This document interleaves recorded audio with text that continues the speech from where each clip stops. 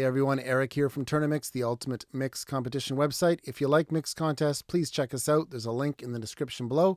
And if you like the tutorial today, give us a like and hit the subscribe. So today I'm going to do a little walkthrough of my drum mixing on the song Work It Out by Sans Foulard. This was the bonus song at TOURNA-MIX this month. And I actually mixed this song twice. The first time I decided to use samples, which is, a choice that we often make as mixers these days. But I ended up not liking that mix, especially the drums. And I redid the mix using no samples and got what I think was a much better drum sound. And it was just kind of a good learning experience for me, not to rush into samples. Now, I love samples and they're completely necessary these days. You can get some great results using samples. So for those of you that decided to use them, all the power to you. But what I found was, for me, because I chose to use samples in my first round, I just didn't put enough work into the actual raw drums, and I kind of missed some things and ended up kind of screwing things up. So here we go, the no sample version. Let's have a quick listen to my final mix.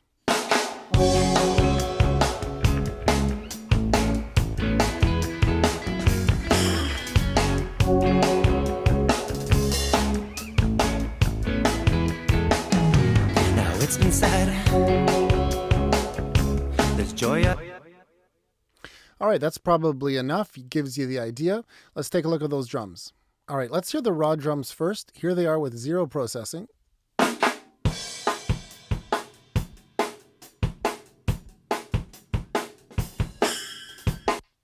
And here they are mixed.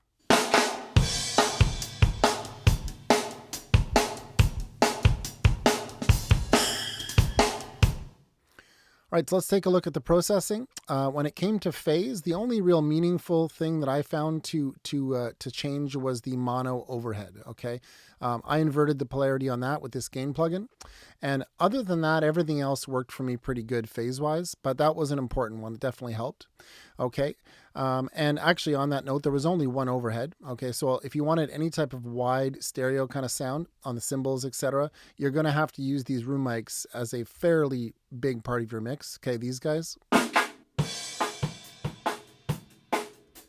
Those, you can tell, those weren't like super far away from the kit. They kind of, in some ways, almost just sound like overheads. So that's how I treated them. And the mono overhead, which I did almost nothing to, was just kind of like one extra piece of the pie to play with. I didn't do a whole lot to it. So let's take a look at those room mics. And by the way, I'm brand new to this plugin. This is the E channel from Plugin Alliance. Really, really cool. I'm super enjoying this on drums. One little quirk about this plugin, though, before I begin, is this area here of the EQ, this band. All right, it is not what it seems to be. So you can see here, what frequency was it? This is 800 hertz. But on this plugin, that's really more like 400 hertz. Okay, it took me a while to figure it out, but this band here is very accurate or fairly accurate, but I'm assuming the console that this was modeled after must have been kind of quirky or who knows what, but this is not 800 hertz. So for the purposes of this tutorial, when I say 800 hertz, just kind of divide by 2. If I say 1K, it's probably more like 500 hertz, all right? Just something to be aware of. All right, so all I did is EQ and compress the rooms. Let me mute the EQ. Let's just hear it with just the compression. Bring back the EQ.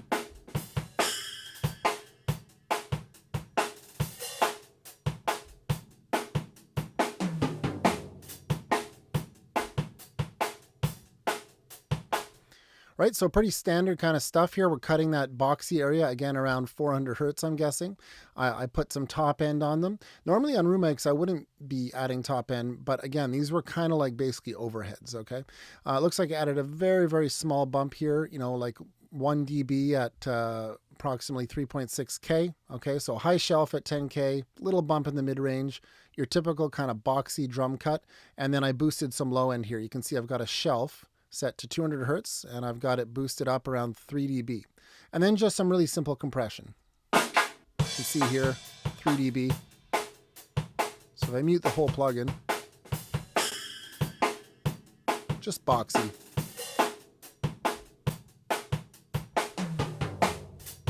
So that was the room mics. The mono overhead, like I said earlier, didn't really do much. All I did is compress it. You can just see you're just kissing the 3 dB of compression. No EQ. Here it is with the room mics.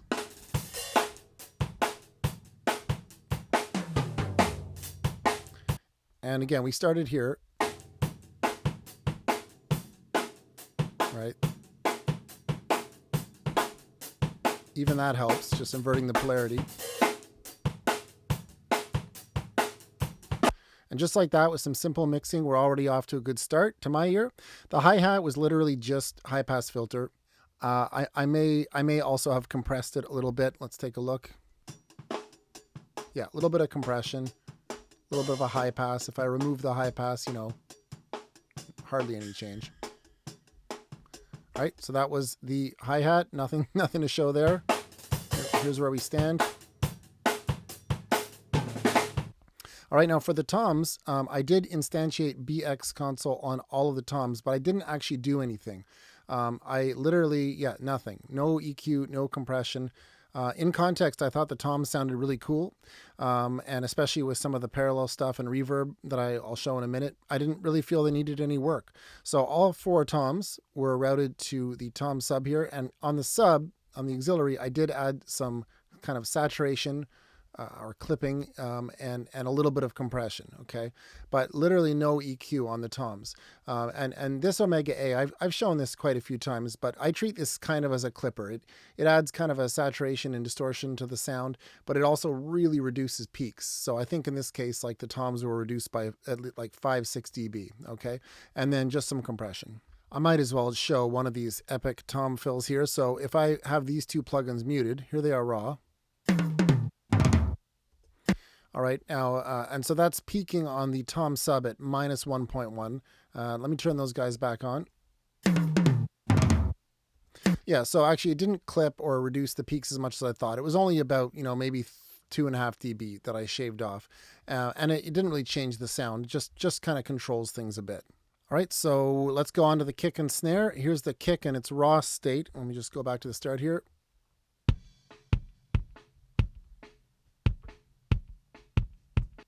Here's mixed. All right, so first up, let me just mute those guys. First up was BX Console. Again, I was brand new to this plugin. I was really excited to get a feel for it. So far, digging it. So for the kick, I added some high end here. We've got a shelf, actually, sorry, a bell. Okay, a bell at about 7K, pushing up, you know, what is it here? Almost 4 dB at 7K for some attack. We've got a little bit of what looks like 3K here. Okay, big boost there at 2.5 dB, 2.3 dB to be exact. Again, cutting out the mud, right? And this time it looks like, you know, actually pretty low. I think this is the first track that I mixed for the drums, and I wasn't aware of this weird discrepancy here. So this is cutting pretty low, probably around 300 hertz, which is lower than I normally would. I think I just was refusing to trust my ears. I was like, it's 600 hertz. It's got to be about right. Okay, always use your ears. And then pushing up some low end here. This is going to be actually a shelf at 64 hertz, pushing up, you know, what is it here? Almost 2 dB, and just a gentle high pass at 40 hertz. So, you know, if I were to mute the EQ, you can see about 3 dB of compression. Bringing the EQ back in.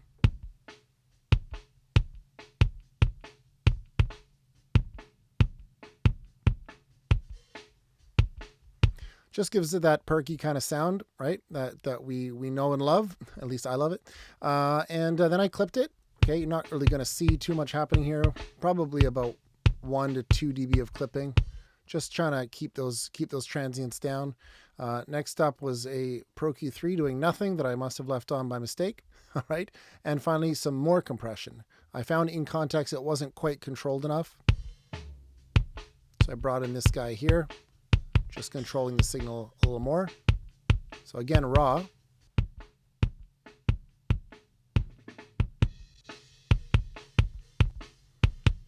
And there we go. The kick is sounding a lot better. All right, so for the snare, we are here. Here's the raw snare. If I mute everything, let's just hear it.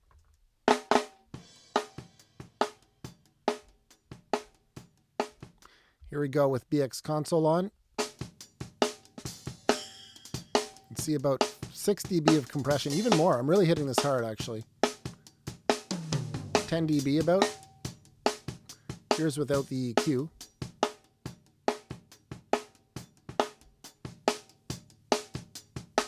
Right, so similar to the kick, and you know, this is so typical of drum shells, especially for more upbeat stuff where you need a punchy sound. We're just bringing out all that high end here. I've got another shelf at 8K. Looks like a big boost here, 5 dB boost at 8K, another big boost at 5K. I like 5K on snares, so 5.5 dB at 5K. I didn't cut any mud this time, but I did push up what looks like, you know, 250 hertz here. This is a shelf, okay, 3 dB, just to bring out some of the low end. I didn't even high pass it. So that was the snare, and then I just clipped it. So here's raw again.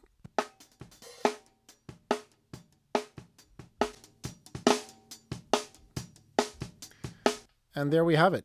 All right, now we can never forget the drum bus. And, you know, sometimes you still need to add more EQ on the drum bus, which is what I did. And it did help. So if I were to play this here, I don't think I compressed with this plugin. No, I did that with the AR1, which I'll show in a second. But yeah, if I were to, I'm going to toggle the EQ on and off here. Let's have a listen. This is on.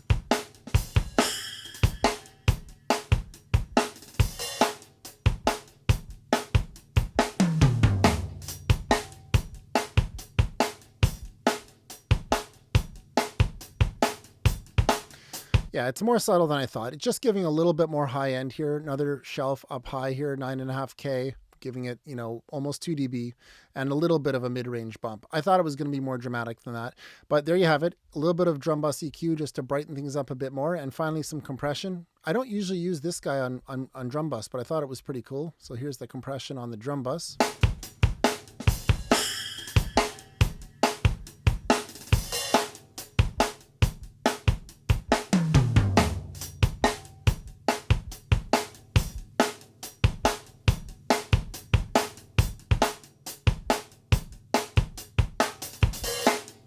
Yeah, I really like that. You can hear the kick and snare really, really come to life with that compression. I'm hitting it pretty hard. Normally I don't compress drum bus too hard, but this compressor is weird. Like 5 dB of compression on this sounds like 2.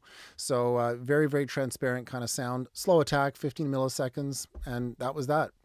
All right, and then almost as always for me, I'm running some parallel compression. This time only from the, where is it here? Only from the kick and snare actually. So if I listen to this smash track here, okay, giving it that old treatment.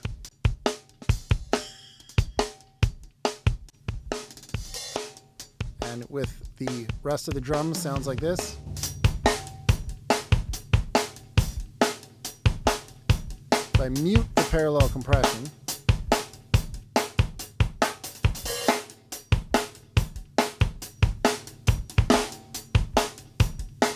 just has a lot more of that room sound and pop, you know, with the parallel compression. But interestingly enough, in this mix, a lot of the, I would say, I don't know if it's punch or pop or snap, whatever word you want to choose, a lot of that actually comes from the reverbs that I used. So again, let's listen to the drums fully mixed with no reverbs. Here they are again.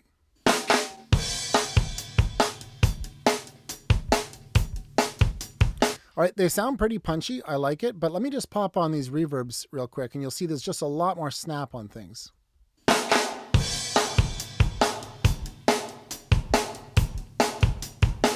I mute them,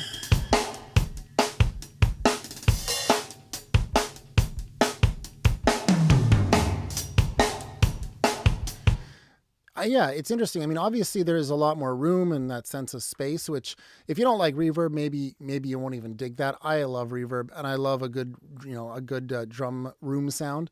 And even though we had room mics here, again, they were sort of more like overheads. So I brought in some room and some, I believe, chamber. I'll show these in a second here. Actually plate. So I brought in a plate reverb and a room reverb, but they add a lot of energy too. It's not just like room. They really, really add a lot of pop and snap. Let's hear again, especially on the snare.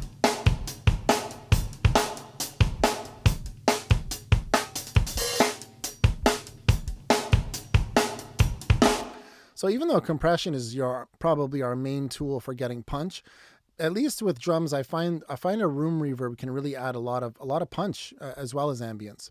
Let's take a look at those reverbs. So if ever you feel like spending a few bucks on a new reverb plugin, I cannot recommend this one enough. This is Sunset Sound from IK Multimedia. I have not tried their latest one, which is the Fame Studios one.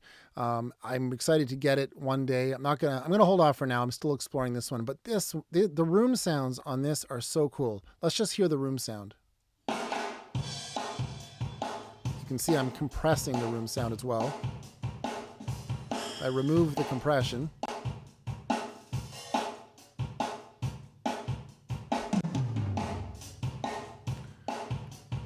But that is a great sounding room. And they have, 3 different options. I decided Studio 3 was the best. If you want to hear some of the other ones, I can just quickly toggle them. Here's 2.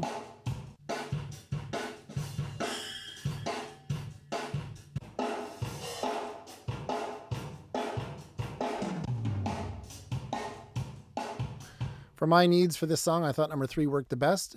All right, so let's hear those drums, and I'll bring in just the room reverb. We'll start with it muted.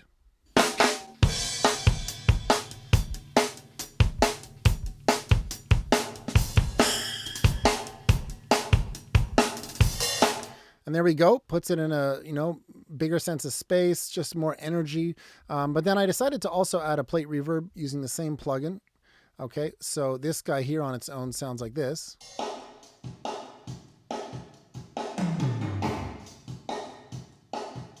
So compared to the room, here's the room again.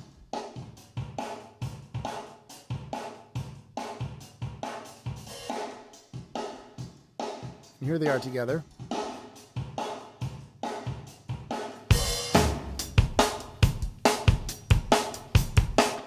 And earlier when I was talking about the toms, if we go back to that big tom fill that we had from before, I think it was right here, you can hear like with the reverbs, it sounds like this.